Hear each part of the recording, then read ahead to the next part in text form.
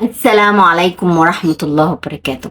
النهاردة إن شاء الله هنعمل مع بعض هريسة الشطة بطريقة سهلة وبسيطة. هي مش حراقة يا جماعة، اللي بيحب الحراق ممكن يعملها حراقة، واللي بيحب زي حالاتي والوسط يعملها زي ما أنا هعملها بالظبط. زي ما انتوا شايفين أنا عندي فلفل أحمر رومي وشطة الاتنين مع بعض. أنا تقريبا ده عندي نص كيلو فلفل رومي على شطة. أنا حطيت حوالي من 5 ل6 وحدات شطة، مش كتير. وبعدين قطعتهم ونضفتهم ورشت عليهم شوية ملح عشان ينزلوا ميتهم شوية. وبعدين حطيتهم زي ما انتوا شايفين عندي في الخلاط. حطيت حبة وحطيت عليهم 5 فصوص توم، وحطيت عليهم مقدار ربع كوباية زيت. تمام.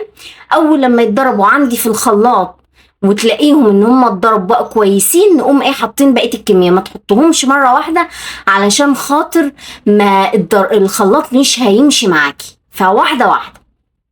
زي ما انتوا شايفين انا حطيت كل الكمية معايا اهو، وخلصت وبقت كويسة جدا. في طريقة انا شفت اخواتنا السوريين بيعملوها، بعد ما بتضربها بتقوم مسباها في المصفى، وتقوم المية اللي تنزل منها دي تحطها تأثر على النار، يعني تحطها على النار لحد ما تقصر خالص وتبقى صوص تقيل، والباقي بينشف وتعينه كده في برطمان زي الشطة بالظبط. بس طبعا انا متعوده على الطريقه دي وما جربتش التانية. لو جربتها وعجبتني هقول لكم. انا بعد ما ضربتهم في الخلاط جبت، طبعا كلنا عندنا مكعبات التلج، حطيت في مكعبات التلج ده في كل لحد ما مليتهم خالص. مليت مكعبات التلج بالكميه بتاعتي وادخلها في الفريزر من 6 ساعات ليوم.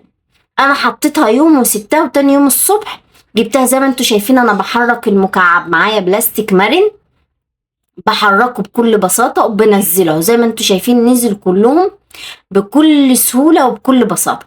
دي يا جماعة بقى هتنفعك في كل حاجة. عندك بدنجان مدقلجاه كده وعايزة حاجة كده سريعة تفتح النفس، تقومي حاطة منها مع شوية ملح. والملح اللي انا دوقي، لو انت تلاقيتها محتاجة ملح ممكن تزوديها، بس انا ما بزودش الملح عشان لو محتاجة ازود في الحاجات اللي انا هعمل. عندك فول تحط منها مكعب، عندك صينية بطاطس حط منها مكعبة. يعني بصي بحطها في كل حاجة، بتدي طعم الأكل جميل جدا وتحفة. وبعينها في الفريزر عندي بتقعد بالسنة ما بيجرالهاش حاجة. وكمان ميزة المكعبات دي ان انتي بتطلعيها مكعبة بمكعبة، يعني مش تطلعي الكيس ويفك وكده، لا تطلعي المكعب بتاعك على قد شغلك.